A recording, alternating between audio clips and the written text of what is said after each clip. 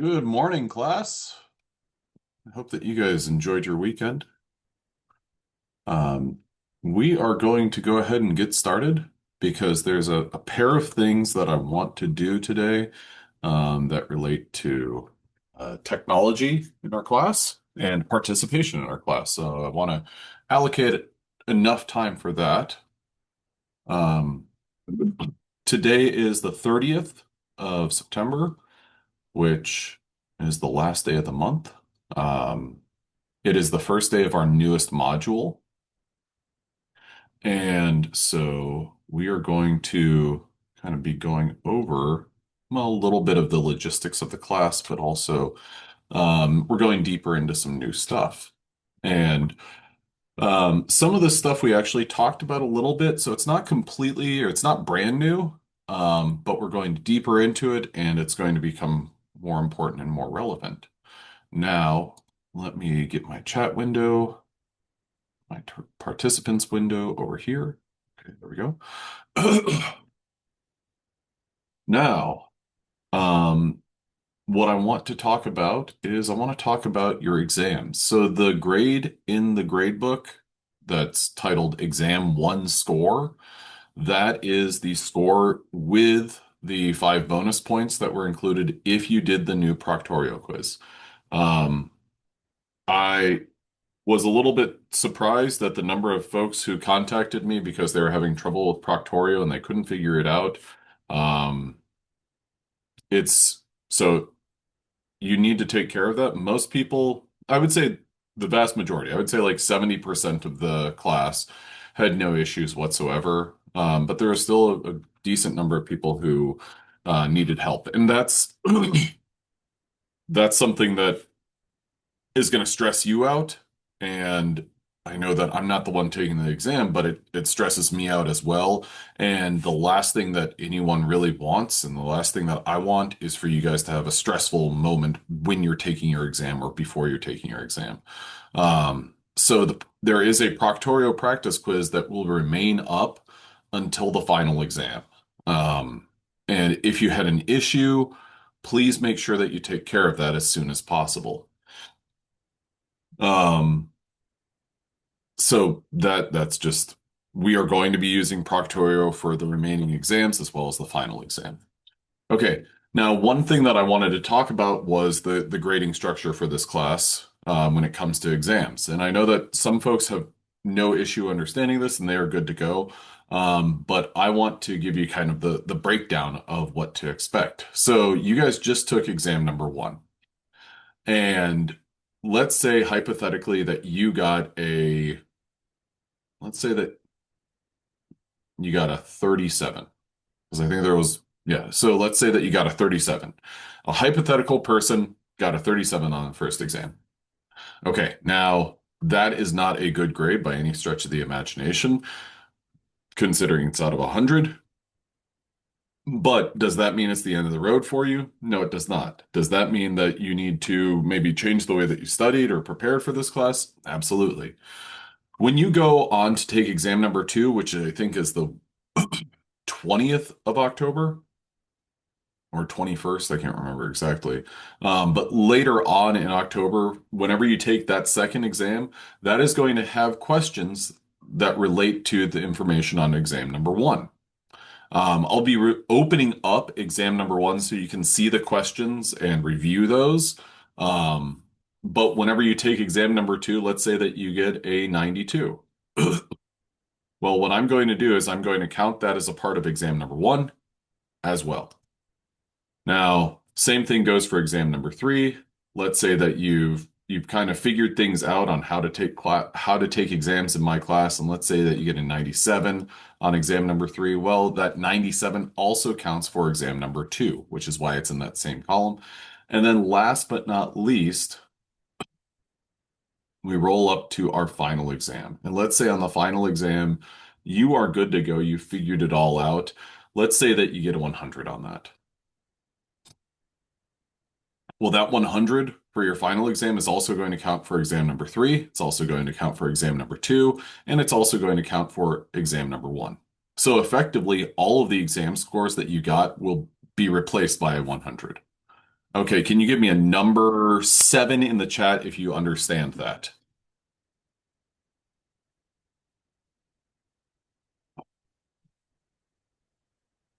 Okay, cool. Now I want to go in the opposite direction, but the only thing that I'm going to change is I'm going to change the final exam score. Let's say on the final exam, you've been, you have you have the stress of studying for all your other exams, and let's say that you're like, oh, I'm good. I got a 97 on exam number three. I know this material. And let's say on the final exam, you get a 72. Well, that 72, I'm going to count into these different categories. But the difference is what I'm going to do, since this 72 is lower than the 97, I'm going to basically X out that 72. This 72 is lower than both a 92 and a 97. So I'm going to X out the 72 and X out the 92. Then the 72 is lower than the 92 and the 37. So I'm Xing out the 37 and the 72. So you can kind of look at this as long as you are progressively getting better on your exam scores, it's going to positively impact your grade. Okay, can you give me was there a curve or adjustment for this exam? I know we had 6 to 7 bonus points, but didn't know if more help was added. There was no more help added. That was a private message that I was sent. So I don't curve exams. This is what I do. And then at the end of the semester, I'll just write EOS. At the end of the semester, what I'm going to do is I will line up every single grade. I'll sort the grade book by highest average to lowest. Okay. And will there be somebody in this class who do late turn-ins of exams that affect your grade? No, they don't. So if your highest exam score, or sorry, is there will be somebody in this class who probably gets over a 100% in this class because there usually is. I give extra credit, and there's always somebody who comes in, they've just like aced everything. They haven't missed a single thing, and they just blow every test out of the water. And so let's say that our highest average is a 100, and let's say a 3. Um, no disrespect to that person or those people who are aspiring for that, but that's not particularly interesting to me. And most people, that's not really interesting. What's interesting is your A, B cutoffs. Okay, so could anyone add to the chat? Traditionally, what's your A, B cutoff score? If you get this or above, you get an A. What is that usually? 89.5, 90. Both are pretty valid. Some people are hardliners and like 90.000.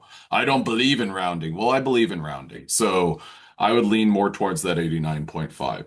But here's the thing. Let's say that this is a bunch of tests, a bunch of quizzes, a bunch of homework assignments. Let's say there's somebody who gets an 89.50. Okay, that person got an A. Great. What about the 89.49? Could anyone tell me, well, give me on a scale of 1 to 10, and I'm going to say something. No, I won't. I won't. That stinks, to say the least, to get the 89.49 and then be like, oh, I got a B. On a scale of 1 being, no, that's totally awesome, to 10 being, that stinks. Give me your number on that.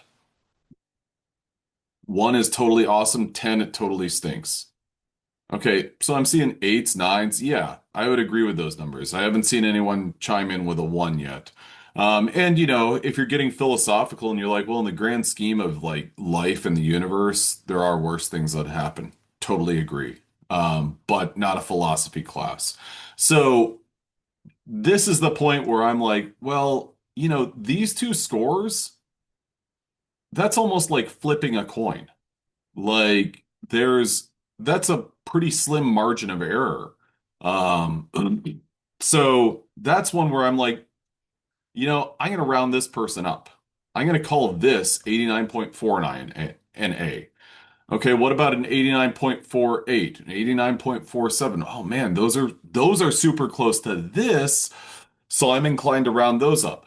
and I'm not going to go through all the numbers, but essentially what I look for, and I'm going to give numbers to the 10th position. Let's say we got an 89.5, 89.4, 89.3. Well, this is close to this. This is close to this, which is close to this. So I would cut this off. What I look for are what I term natural breaks. And so what I'm going to do is I'm just going to line them up, highest to lowest.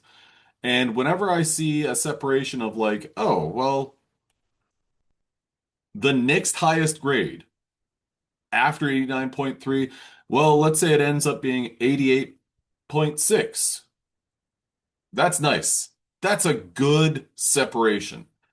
The people who got the 89.3 and above, they consistently did a little bit better than the person who got an 88.6. Now, the person who got the 88.6 in most traditional classes or most typical classes, they're not going to expect an A. Does it still stink that, hey, I moved the goalpost a little bit? No, man. Yes, it does absolutely stink. But with that said, there is always going to be somebody who ends up with the highest B, somebody with the highest C, someone with the highest D, someone with the highest F. That happens. Um, I can't really apologize for that, and I know that it's not my obligation or responsibility to apologize for that. So the takeaway from this slide are two parts. One, do better on your next exam, do better on the next, do better on the next. Progressively get better and better, better as the semester goes on. Can you give me a G in the chat if you follow that? Great. The next important point from this is that I do not curve grades. Instead, what I look for are natural breaks in the overall final average for the semester. Can you give me a WA in the chat?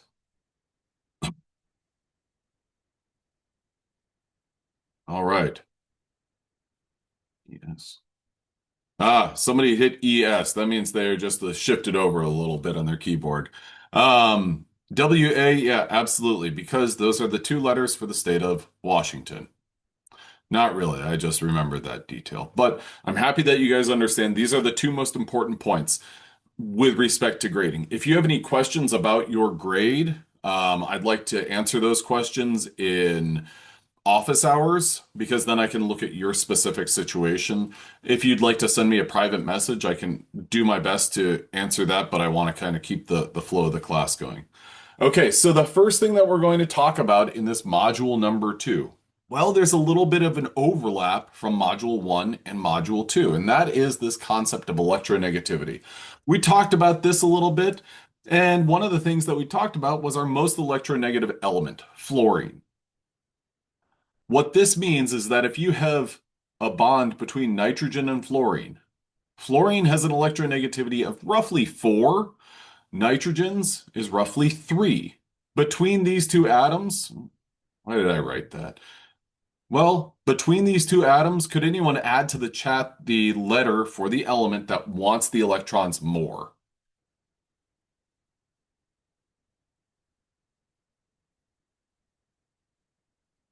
Absolutely, it's fluorine. Fluorine wants those electrons more. And a bond, represented by this single line right here, is just that. It's a pair of electrons. So anytime you see this line connecting nitrogen and fluorine, for example, that is just representative of two electrons. Now, if you wanted to, sometimes we might see like a visual, and I think we will later in today's slide deck. You might see these electrons as, well, you might see it, basically it's represented like this. This larger end of that shape, it's not an oval, obviously. Well, that's indicating that the electrons, the two electrons that connect nitrogen and fluorine that are being shared between these two atoms, they're more concentrated or localized towards that fluorine. Now, we talked about bond polarity, and we're going to do it again. There's three different classes of bonds. There's when it comes to covalent, and I'm going to say covalent slash molecular bonds. Okay, your covalent slash molecular bonds are the types of bonds that where electrons are shared. So I'm going to say E are shared. And this is distinct from ionic. So I'm going to say ionic, well, the electrons E not shared. So this slide, and one of the things that I want you to notice is that if you look at the definition at the top, ionic electronegativity difference greater than 2, I always kind of think about this as, well, these electrons are being shared barely, and they are being shared so weakly that it's an ionic bond. So basically, these electrons aren't really even being shared. But you could use this as kind of a barometer or an indicator for if electrons are, sorry, let me rephrase that. Use this number, the difference in electronegativity, as an indicator of, well, how well are the electrons being shared? Okay, so this is the sort of table that you guys will be given on this next exam. And I'm doubling down on this information because we're going to go deeper into it, and it's very important that you understand these different things. Now, when it comes to electrons that are being shared, well, we say nonpolar covalent to indicate electrons that are being shared equally. The sharing is going well. When you have an electronegativity difference of less than 5. That's not less than or equal to 5, that's less than 5. So what that means is that if you're, I'll say, has anyone ever seen this delta symbol? Could anyone, if they've ever seen that, could you add to the chat what that indicates? Perfect. Change. I'm going to go with change in. Perfect. Change in or difference. So if our change in electronegativity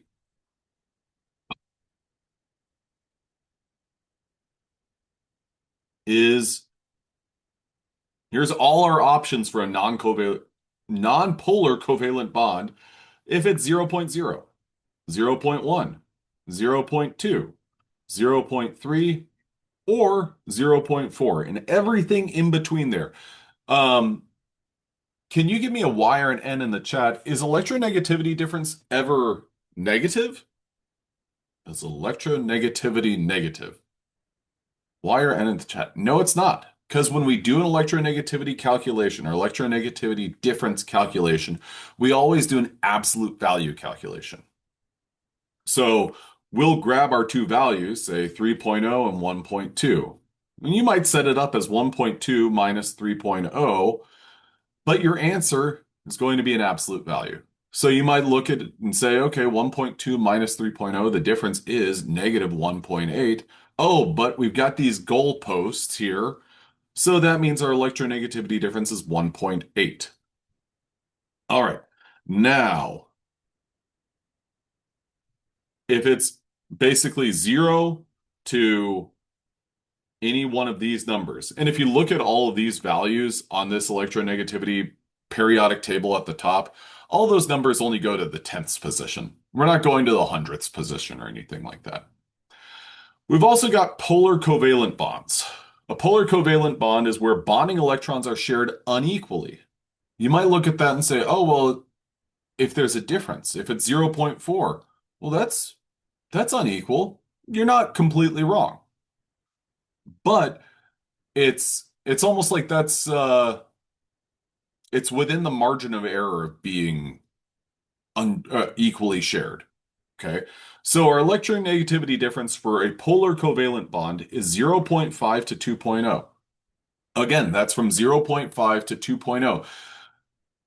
Not, well, what if it's exactly 2.0? Well, if it's exactly 2.0, it's a polar bond. And this term, non-polar covalent or polar covalent, it's kind of redundant to include the covalent. So we just say nonpolar or polar. Okay, so our bonding electrons are shared unequally if we have that sort of difference. Now, the example that I just gave you guys of magnesium chloride? Well, if I was asking, and I would qualify and clarify this, if I were to say, well, based on electronegativity differences, how would you classify this bond? You'd say, well, 1.2, 3.0, our difference or our delta there is 1.8. So that would be a polar bond. Now, this is one of the places where it's a little bit challenging because could somebody tell me how would you classify magnesium in terms of what it is as a substance?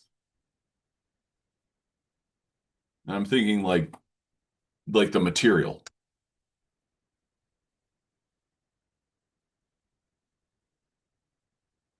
And I'm going to give you two hints or one hint. The word I'm thinking of starts with an M and ends with an ethyl. Yeah, magnesium's a metal. Absolutely. What about chlorine? How would you classify chlorine? Cl. Chlorine is gas. Okay, now let's take. Oh, that's what I was looking for, London. Thank you very much. Those are Kelly, you're absolutely right. Chlorine gas, yeah. But I was looking for non-metal. If you have a metal and a non-metal and you mix those two things together and you make a compound, does anyone know how you classify that compound?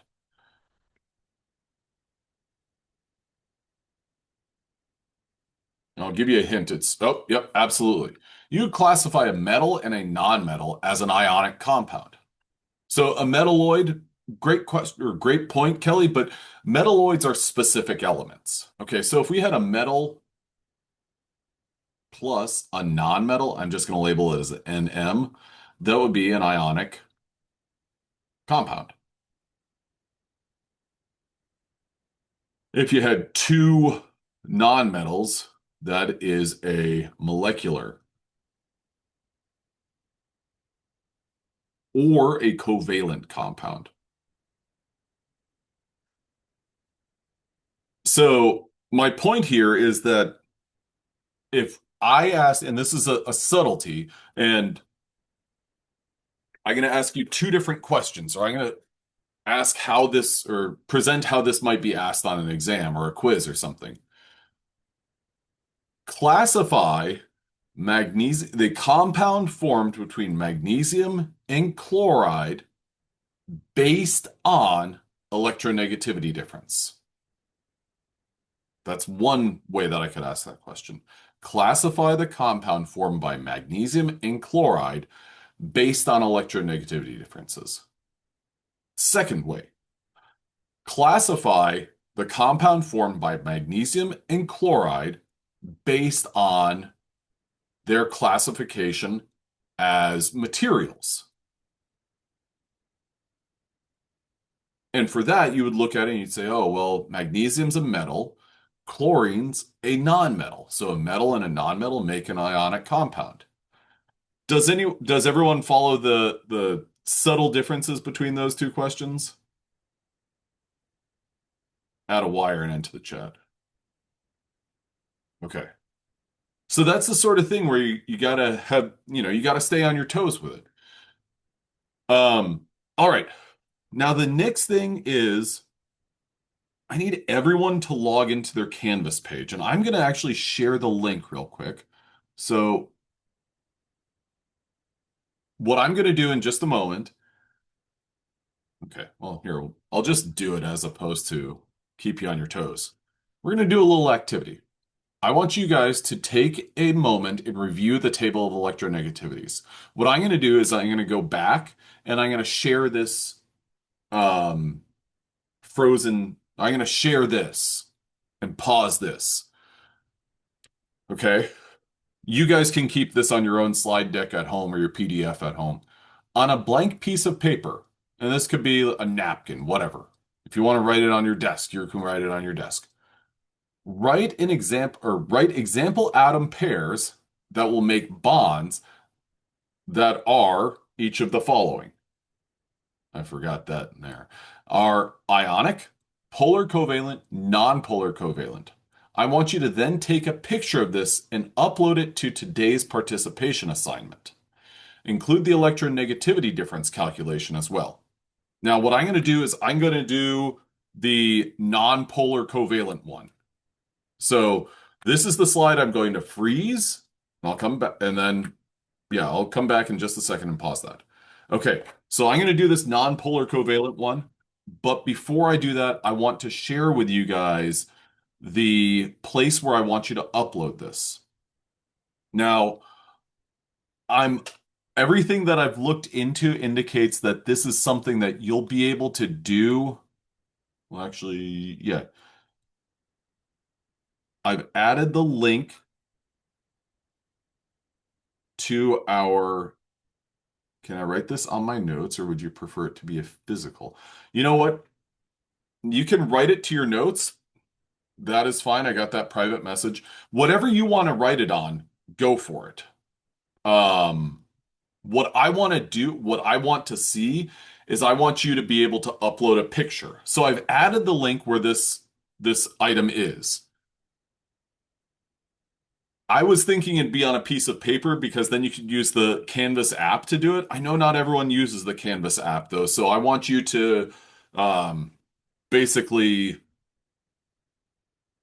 navigate through this, troubleshoot this. So there's your link. And what I would like you guys to do is, nope, okay, just want to make sure that I'm sharing what I want to. Okay, I wasn't sharing the Canvas page. So what I'm going to do is the non-polar covalent one. So a non-polar covalent compound, you're going to have to come up with a pair of atoms for a polar covalent and ionic. Okay, so non-polar covalent. I am looking for an electronegativity difference between two atoms that is less than 0.5. So what I'm going to do is P and S.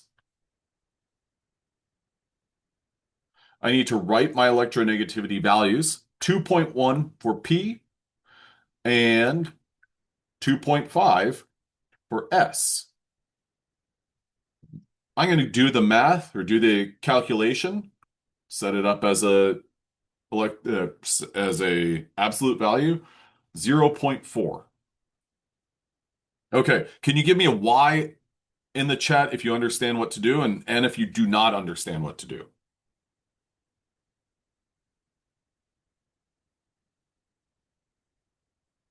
Okay, well then I'm going to toggle back one slide. I'm going to pause this so you have these values that you can work with. And if you don't understand what to do, please send me a private message. A screenshot will work, but don't just screenshot HH, okay?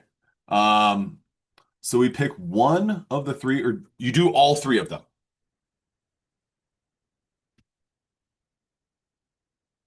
And I'm looking for this classification based on electronegativity differences. I'm a little confused. I open up the link you sent. Okay. Sorry, I meant our paper. Yes, yes. Okay. So when you open up that link, my understanding is that you'll be able to just click Start Assignment, and then it will prompt you to upload a picture. So Start Assignment.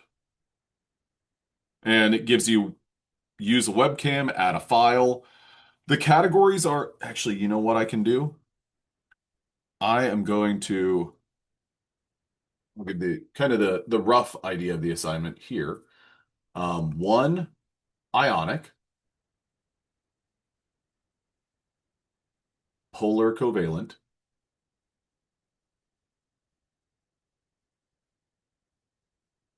and then I already did the non-polar covalent. I'll just label it as non-polar. But if you want to do that, you're more than welcome to. Now I'm going to freeze my screen so that you guys have these numbers. And then whenever you're done with it, go ahead and send me a direct message.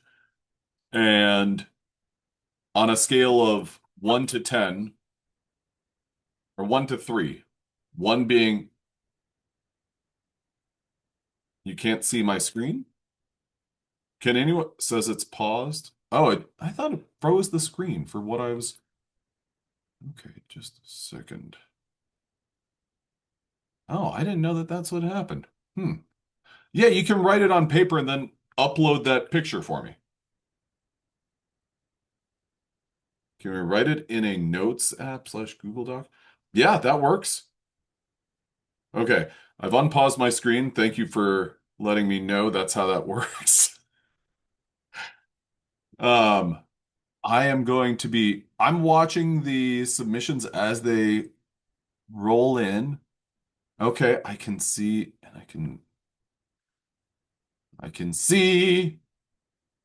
Oh, oh, is it correct? Hmm.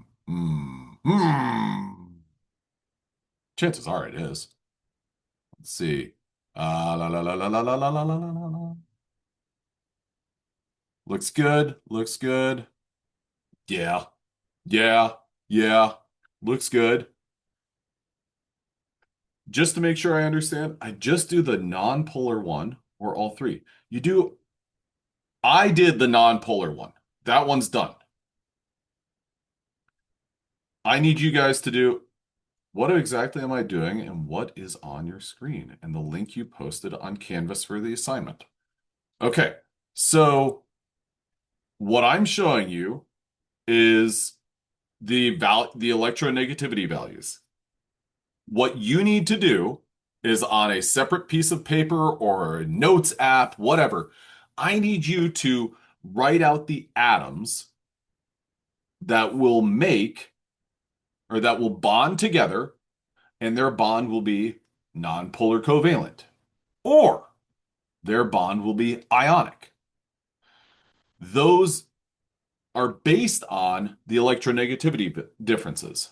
I put a circle around P and S because I just did, well, a bond between P, I'll go all the way down here, P and S.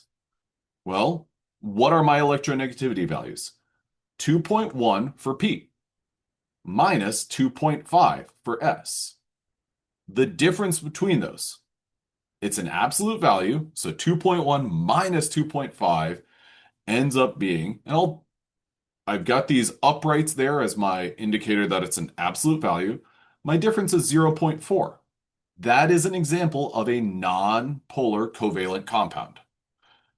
You need to do a polar covalent and an ionic compound. So what are the atoms that you can use to do that? Okay, so there's my example. Like I said, if you want to do the non-polar covalent, go for it. Find another one. If you don't, I'm not going to lose any sleep over it. But you do have to do the ionic and the polar covalent combo. Okay, where do we upload again? Well, I sent a link into the chat.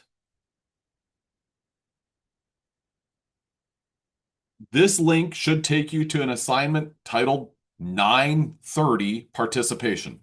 Today is 9:30. You're going to click Start Assignment. As soon as you click Start Assignment,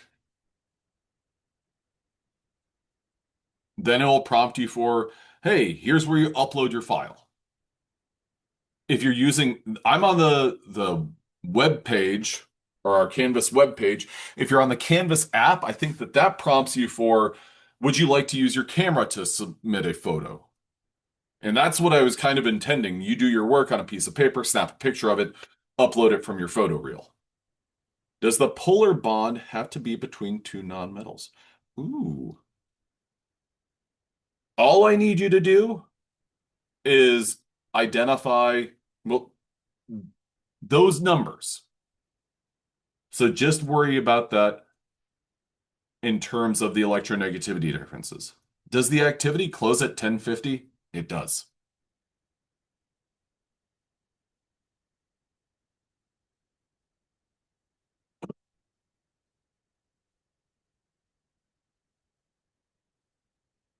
Can I use, well, you tell me. Look at the values. I need you to just look at those values and say, okay, does this fit within this range?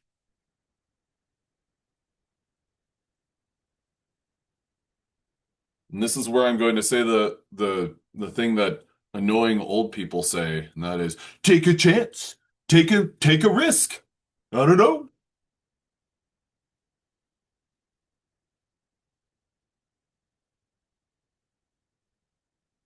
Okay, we have a total of 88 people in here at this point in time. Am I able to do it in my notes app and submit it? Yes. Do a screenshot and upload that. I sent my submission. Can you make out the numbers or are they blurry? Well, if you can read them, I think I'll be good. If your screenshot or whatever you got was visible for you, then I think I'm probably good. 33 people have completed it. This was the technological thing that I wanted to give a little bit extra time for. And now I'm going to go check somebody who, man, awesome. This is great.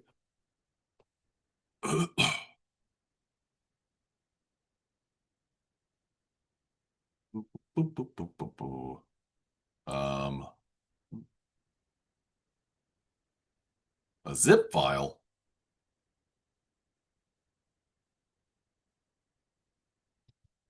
I'm not going to open a zip file. Somebody submitted a zip file, which is a compression file. So upload a JPEG or upload a picture.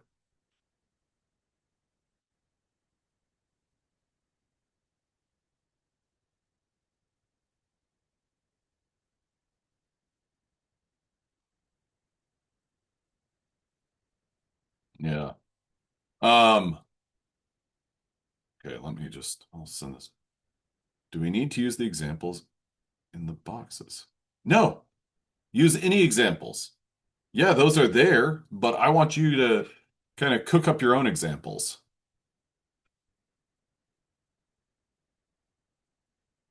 Sure.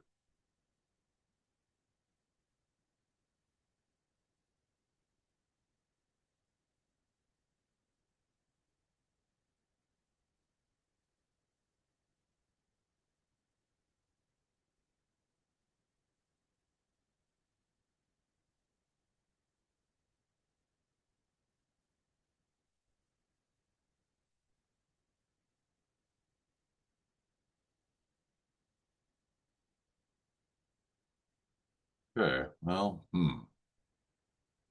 Okay, so I'm gonna refresh this again. All right, 54 submissions. Great, great.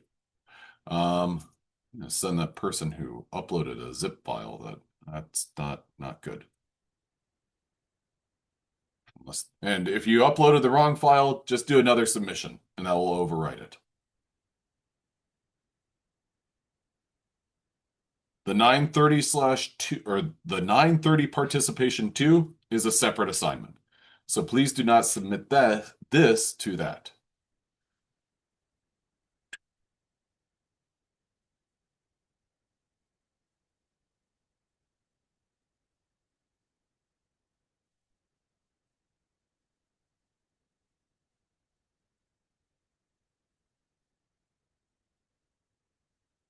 Okay. All right. We're at 55 submissions. This is going to be open until 10:50 this morning. So we're going to go ahead and proceed though. All right. Now, the way that we represent these structures a little differently. So I gave you that visual a moment ago where I was like, hey, if you had two atoms and you said, like, let's say CF, you'd have something that looked a little bit like this. And that is this model right here. Um, which atom here do you think is the hydrogen? A or B? Add your response to the chat.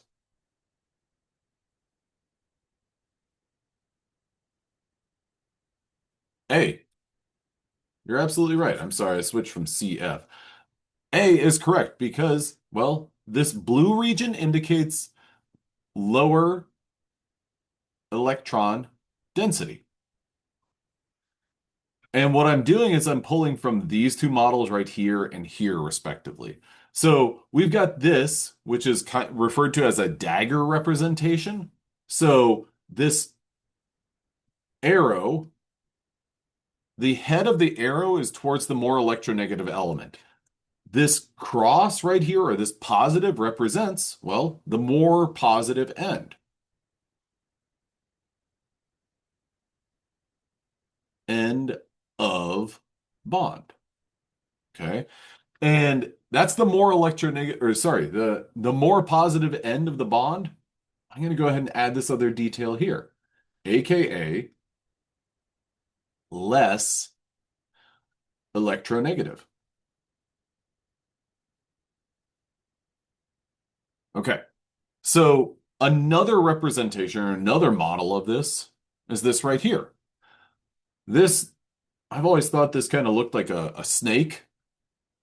That is, if I remember correctly, which I'm pretty sure that I do, is the lowercase or is the lower case sigma. So, or delta. No, no, it's delta. No, is it sigma? I can't remember. The lowercase Greek letter. And whenever you see that, that indicates partial. So this end of the molecule has a partial positive charge.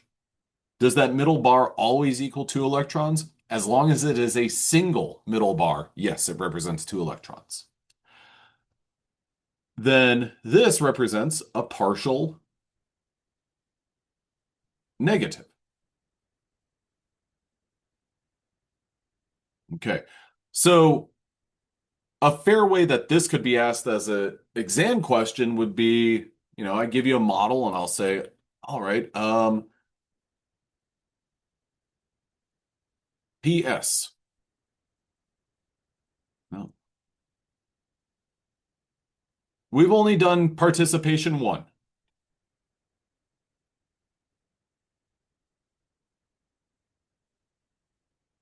Okay.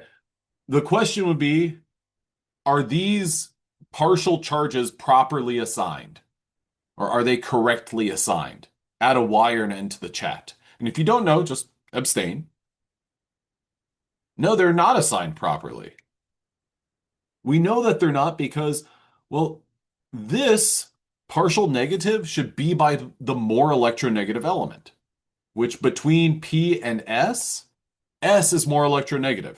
Can you give me a 5 in the chat if you follow all that?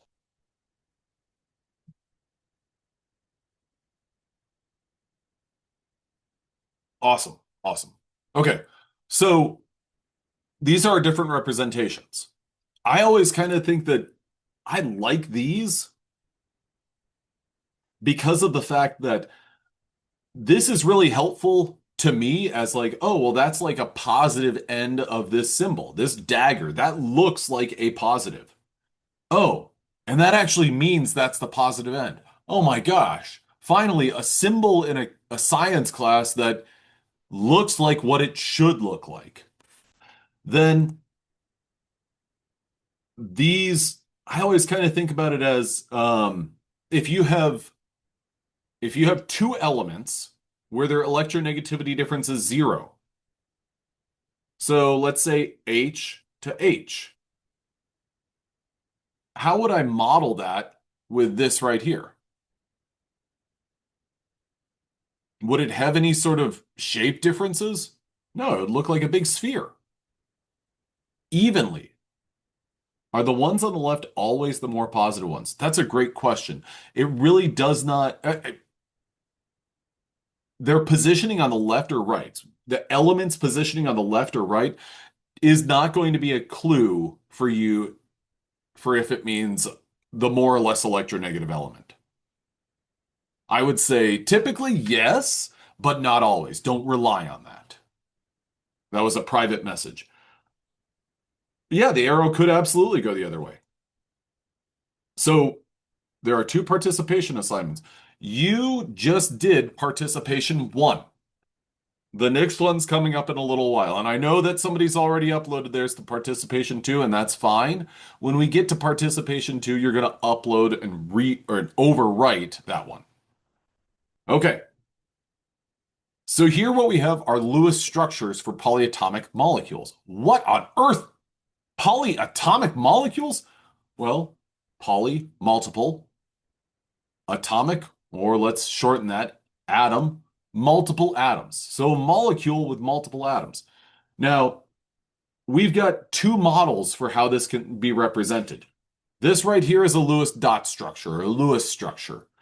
This also is a Lewis dot structure. The difference between these is, well, that. I want you to look at that and say, oh, I see, I see, I see. These two dots can simply be replaced by a single bar. So anytime you see this single bar, that is the same equals to boom. Okay. Now, so that's one important detail from this class. I remember when I was in high school chemistry, that's one of the things that we drew Lewis dot structures and we had to draw dots. And I remember being like, this is dumb. And every single time that I would have an assignment, my teacher would, return it. Everyone would go and be like, hey, there's actually two dots there. And she'd be like, oh, okay. And I thought to myself, that is just bananas to be like, I would love to look at dots and grade that. And my accuracy on that's going to be fairly low. Um, but also people would just get their papers back and be like, no, that was a dot. You missed it. And she was just too honest. Okay. Now, that's one important takeaway. Another important takeaway from this slide is this right here. This is known as a lone pair. This right here is also known as a lone pair. So tell me, type in the number. How many lone pairs are in a water molecule? How many lone pairs? This is kind of tricky. Well, how many pair of shoes do you have? Well, I've got 6 pair of shoes. That means I have 12 shoes. We do the same thing here. This is a lone pair, and this is another lone pair. So there are 2 lone pairs. What about in this molecule known as ammonia? How many lone pairs are in ammonia? There's one. There's one lone pair. How many lone pairs are in this molecule known as methane? 0. Perfect. Okay. So that's an important thing. And this question isn't, I never intend it to be like a gotcha type question. I want this to be viewed as like a definition question. If I ask you how many electrons make up one lone pair, or LP, how many electrons make up one lone pair of electrons? Add your number to the chat. 2. There are 2 electrons in one lone pair. Usually on an exam or a quiz, I shake it up a little bit and I go with how many electrons are in 3 lone pairs. In which case, then you say, okay, 1 lone pair is 2 electrons. 2 lone pairs is 4 electrons. 3 lone pairs is 6 electrons. So that's a low-hanging fruit question for you. It's a definition question. And it's using a definition that you already know. You know about a pair of shoes, a pair of gloves, a pair of, I don't know, other things that we get in sets of 2. I would say a pair of glasses, but that's a little bit tricky. And it's 2 optics. At any rate, pair of shoes. We're going with pair of shoes or pair of gloves. Oh, fantastic questions. Electrons don't always come paired, do they? No, they don't.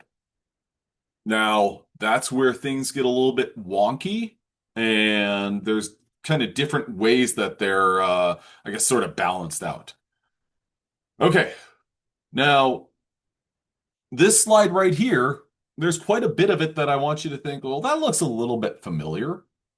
The color coding is similar to the electronegativity slide deck, but also, does anyone remember, add to the chat, how many valence electrons do your noble gases have? Everyone except for helium. 8. Okay.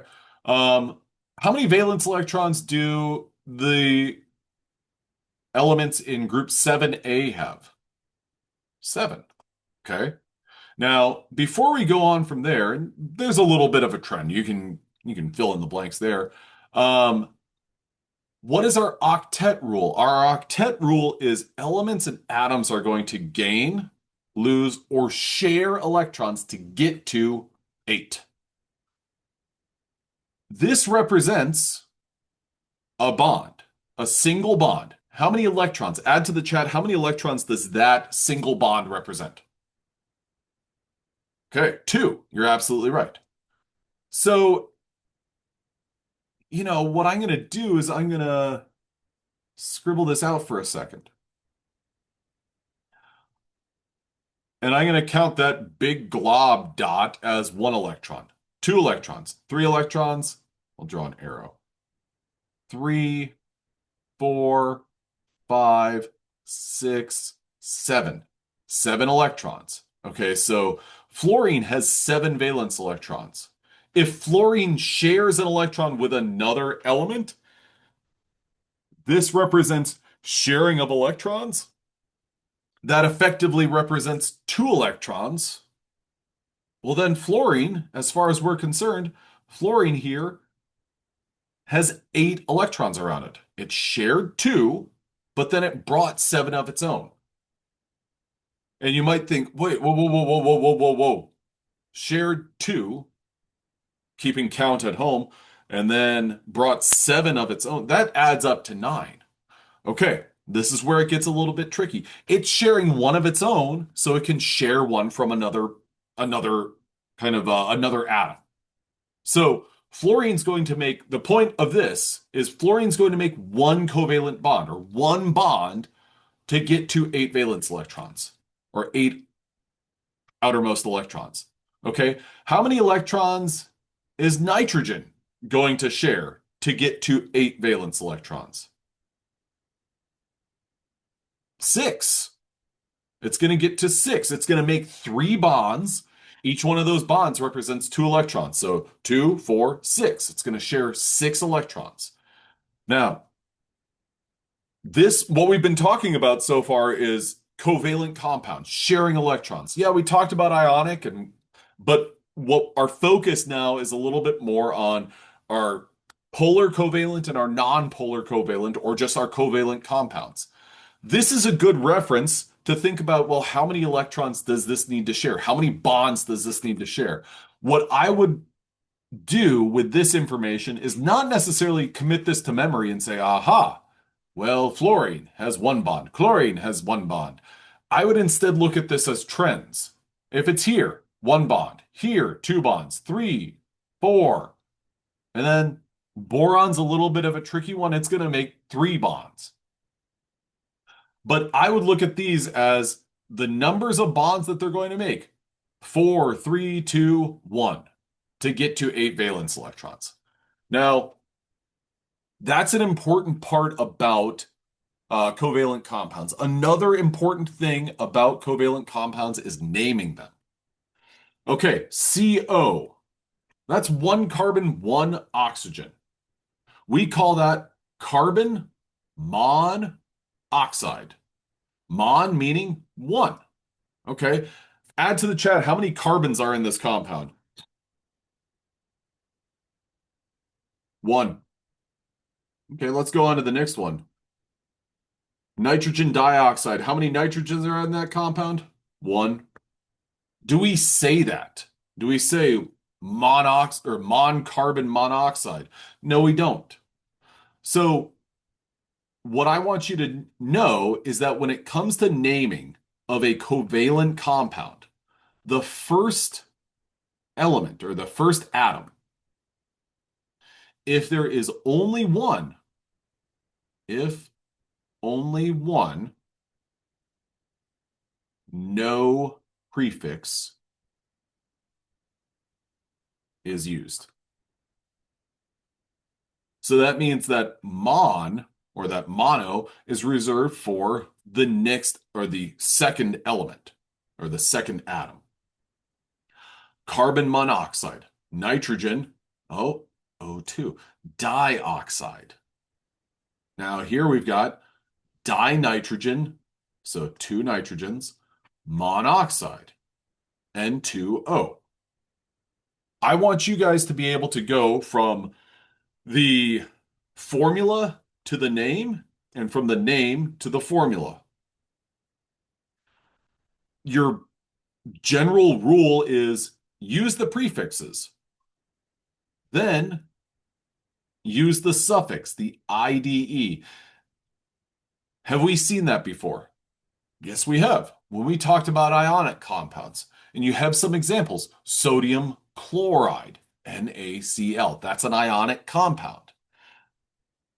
When it comes to these compounds, like if we were to say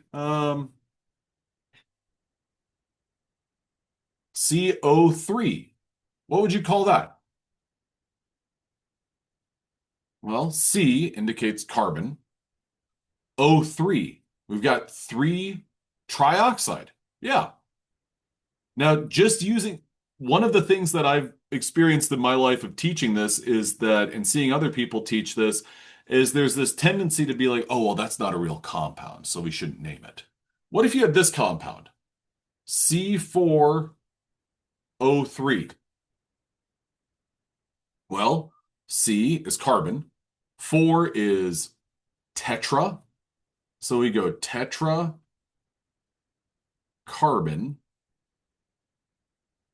trioxide. Is that a real compound? I don't think so. I don't believe it is. But is that how you name it following these rules? Yeah, it is. I want you to be able to go from the formula based on the, or use that formula, use the rule, apply the rules, and give me the name. I'm not going to ask you, well, is this real? Then I want you to go the other way. Let's go with hepta.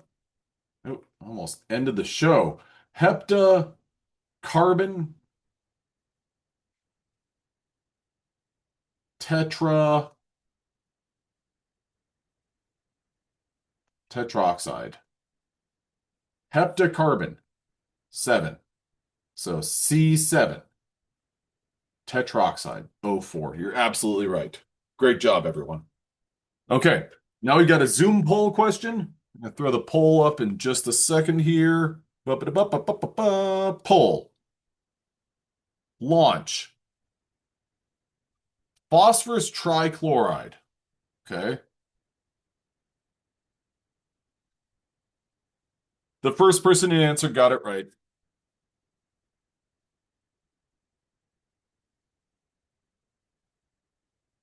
Phosphorus. What's the symbol for phosphorus? Spoiler, it's a P.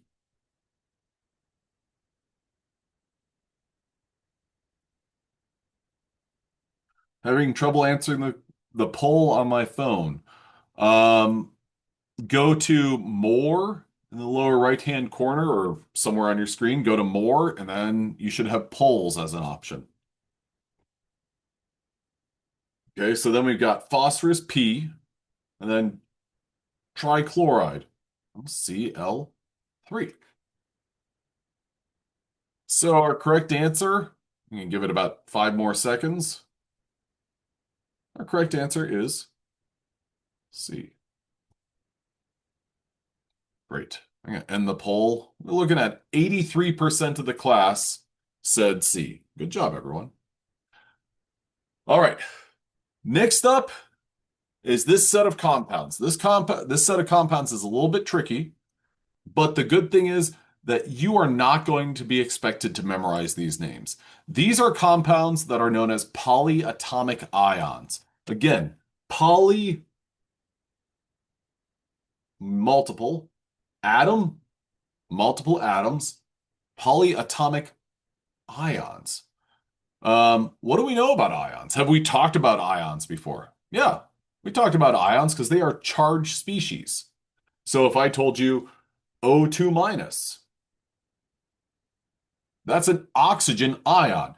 Could anyone add to the chat what the name of O2 minus is? Or what is the name? O without the 2 minus is simply oxygen. What's that common suffix that we use? Nick, you're absolutely right. The oxide ion. You are spot on. Great job. Okay. Now, O2 minus, that is an example of a monatomic ion. Here, what we have is a list of polyatomic ions. What that means is that we've got multiple atoms that come together that make a charged compound. So NO2, NO2, but there's a minus there. So NO2 minus. Okay, so if you were following the naming conventions that we just looked at for covalent compounds, you might say, oh, well, that's nitrogen dioxide. Oh, but how do we account for the negative? Well, in terms of the name, that's where we break some rules basically, and we come up with a new unique name, and that name is the nitrite ion. So NO2 minus, anytime you see NO2 minus, that is the nitrite ion.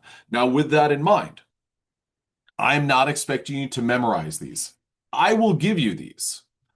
Could anyone tell me the difference between, not in terms of the name, but what is the difference? Actually, we'll start earlier than that. Is there a difference between this and this? These two things. Is there a difference? Yes or no? Add Y or an N to the chat. Absolutely. Okay. Now, what is the difference between those? One's an ion. Is A or B the ion?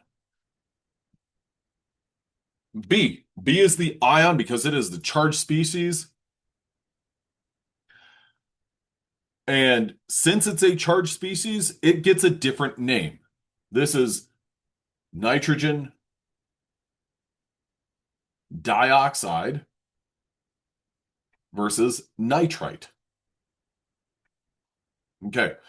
Now, like I said, anytime you get questions about these, I will give you these names, but you need to be able to manipulate those names a little bit.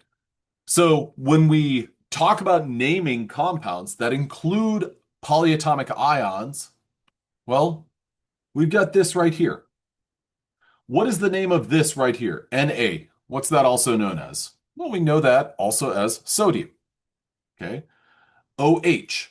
OH, I'm going to toggle back. OH is known as the, where is it? Where is it? Where is it? Where is it? Where is it? Where is it? There it is. OH minus. This is the hydroxide ion. And a fair question is, well, how did you know that that was the hydroxide ion? The way that I knew that was a little bit of, I have this table, and you'll have this table, but you're going to toggle back and forth. When you see this compound right here, NaOH, I want you to think about, well, what is Na? That's a metal.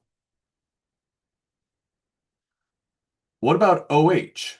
Or is it OH or is it O? Is it H? Is this sodium oxide hydride? No, it's not. It's important for you to be familiar enough with this table to be able to pick out, well, what are the species that separate out? So I would want you to look at this, reference this table and say, oh, that is sodium hydroxide. Can you give me a 1 in the chat if you follow that and a 2 in the chat if you're confused? Saw a question up there. It doesn't have to. Oh, it doesn't have to have the negative sign. That is a fantastic question. Okay, somebody asked me privately, well, does it have to have the negative? Can you tell me what the charge for the sodium is? Sodium, it forms the sodium ion, and the sodium ion has a +1 charge. So when we pair up these two ions, sodium is +1 and hydroxide is minus, what is 1 plus -1? Ends up being 0. Okay, so these ionic compounds are neutral. Now when we look at this right here, again, I want you to recognize and reference and like take these and reference back and forth. Okay, so NH4. I want you to remember NH4, and that's a good one to just sort of be able to pull upon because NH4 stands for ammonium. This is ammonium. Okay, so if that's ammonium and ammonium is a +1 ion, can anyone tell me what the charge of NO3 is? The whole thing is neutral, so that means that NO3 is -1. Now, what is the name for NO3? NO3 minus is nitrate. So this is ammonium nitrate. Nitrate. That is the name of that compound. This compound is neutral. Okay. Now, could anyone give me the formula for ammonium chloride? We know what ammonium is, or I'll get you started on that. NH4, and I'm going to write the positive just above it because my overall compound is going to be neutral. Chloride. Okay, Cl minus. Chloride has a -1 charge. Ammonium has a +1 charge. So when I add a positive and a negative together, what do I get? 0. So ammonium chloride, do I need to indicate any sort of charge for this compound? Add a Y or an N if there is a charge for this compound. There is not a charge for that compound. So when I write this out, is there a difference between, let's say that one person submitted this answer, and then another person submitted this answer. Sorry for having that blue background. Which one is correct, A or B? A is correct. Could anyone add to the chat what's the problem with B?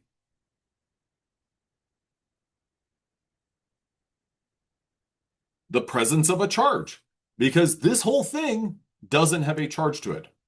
Okay, now I'm going to erase the rest of this. Now we've got lead 2 nitrate. Can anyone tell me what the charge of lead 2 is? I'll give you the symbol. It's Pb. This Roman numeral here, what does that indicate?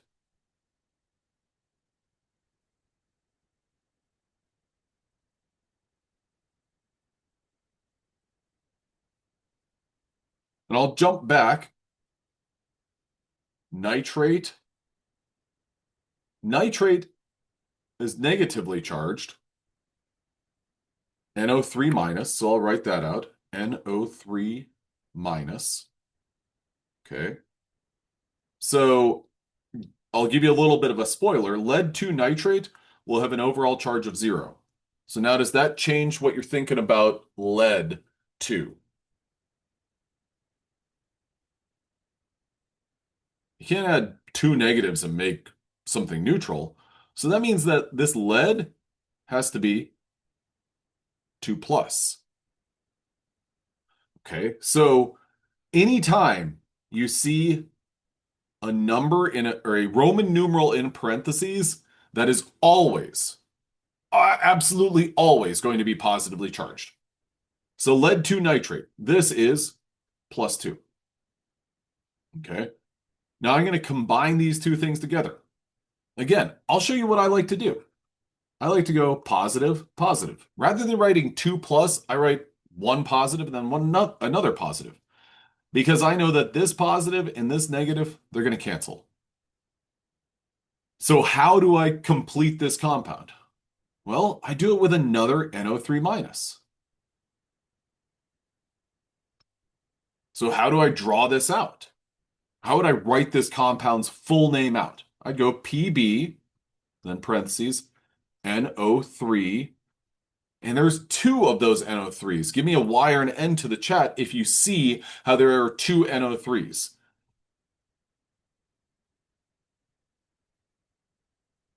Now, this is the challenging part about ionic compounds. Is there a prefix to indicate dinitrite? No, there is not. When it comes to ionic compounds, you have to know, okay, well, what is this charge right here for this species? And what is this charge for this one? I have to combine them in the right ratio to get a neutral charge. So I would say, okay, well, Pb or lead 2 plus, that means I've got plus and plus. So if I've got 2 positives, how many negatively charged ions do I need to bring to the party? Answer that in the chat. I've got to bring 2 of them. So what I'm going to do is I'm going to bring two nitrates. Did the name say that? No. Was it implied and was it something that you have to remember? Yes. Now, with that in mind, how do I write this out? I've got two nitrates. I'm going to give you two answer options. A right here.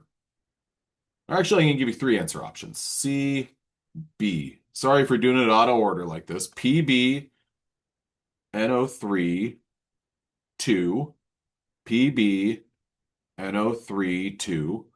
Tell me which one is correct.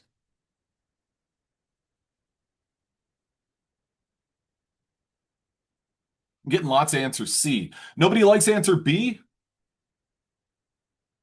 I mean, if I, well, if I, it does look a little confusing, but if I wrote the subscript down here, that maybe be good. It says 32. You're absolutely right. We have to include the parentheses to separate and to indicate we've got two of whatever is in that parentheses. All right. Now we've got another activity. We've got another activity on a piece of paper, or just like how we did previously, if you do it on the Notes app, write two examples of compounds that have polyatomic ions and include their names. Um, these four are off the table. Okay? But anything on this is good to go. So what I need you to do is write out two ionic compounds and submit them to, and I'm going to go ahead and grab the link for this, participation 930 participation 2.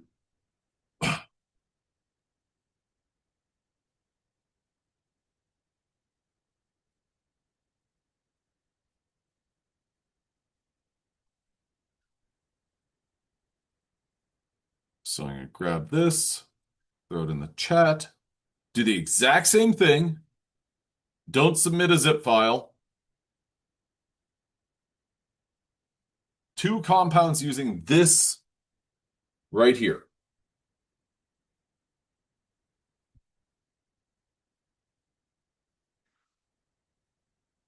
I'm going to touch on two little details on the next few slides, and then I can come back to this, and then I'm going to say, have a great day. The important details on the last few slides, well, those are your Lewis dot symbols for your main group elements. Shows your valence electrons. We've got ionic versus covalent bonding, and then this is the icing on the cake. One line represents 2 electrons, 2 lines represents 4 electrons, and then these represent 6 electrons. A single, double, and a triple bond. Okay, we're going to start off with this on Thursday, but the ones that are off the table are these right here.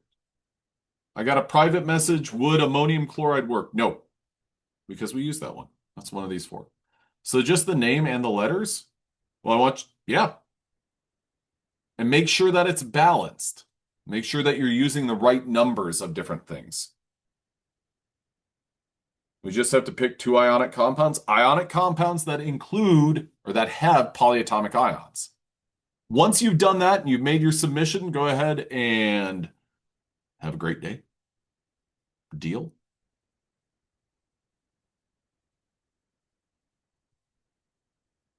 Can we pick 2 from the table? Oh, no. Use this table. Here's the chart. I'll leave this up. This is slide number 15 or slide number 11 in today's slide deck. I'll leave this up.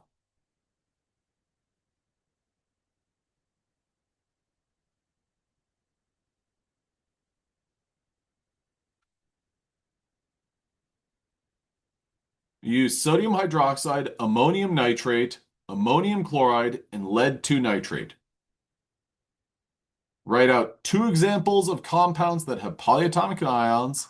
Write the formulas and the names. Formulas and the names.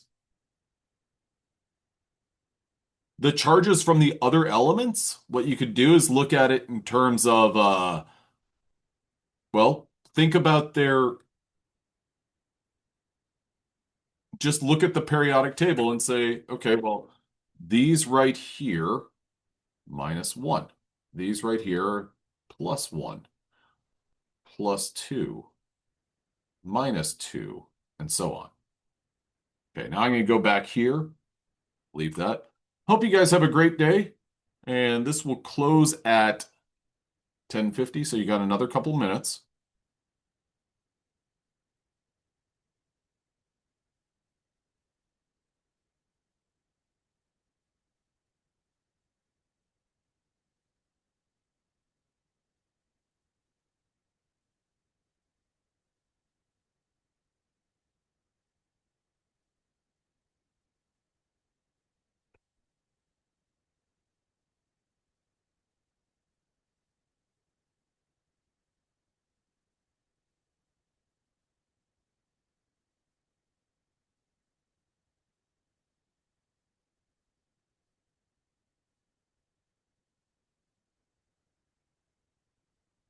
You can't use the ones that are on this slide right here, the ones that we did as a class.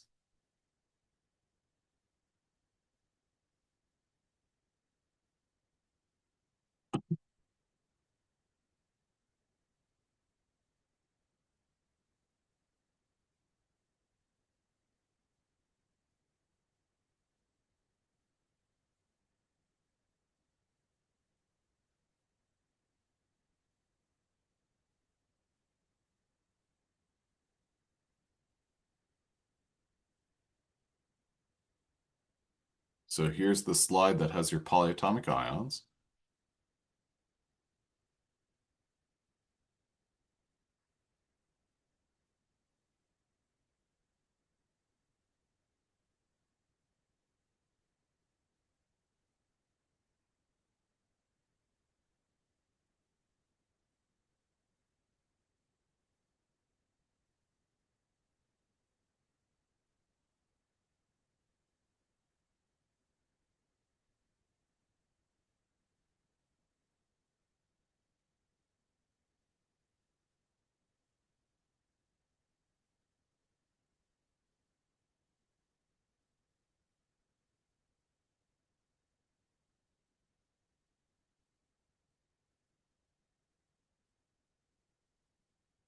Looks good to me.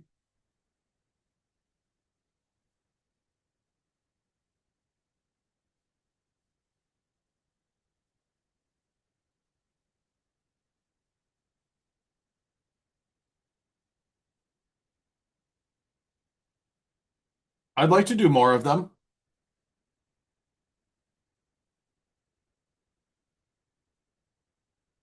So, sorry, to answer your question, yes, we will be doing more of them. Probably not every single class period because it takes a little bit of time, but yeah, we will be using them more often.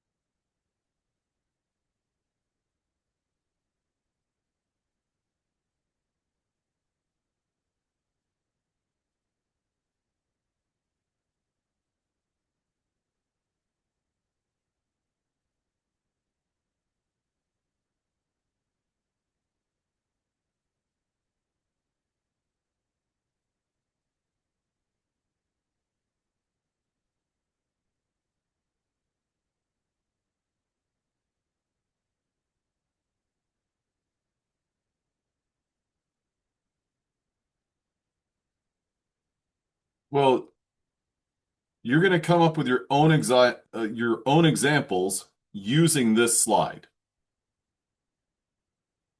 What are off limits are these right here. These are not options for you guys. Okay? But you've got like 5 minutes until it is closed. I'm going to stop my recording